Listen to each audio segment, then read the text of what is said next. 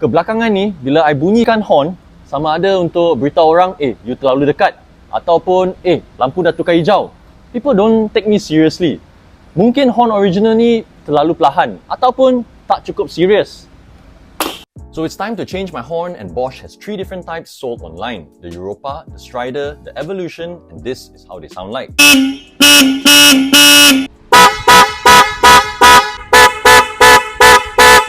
The Europa sounded like an air horn, maybe more suitable for lorries. The Evolution sounded more premium, but just a little too high pitch.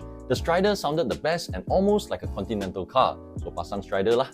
Installation was done at our usual spot and it was really straightforward. For my car, no need to add relays, just new wiring, remove the old Denso horns. After some adjustments to the brackets, the new horn was fitted. Let's hear the before and after.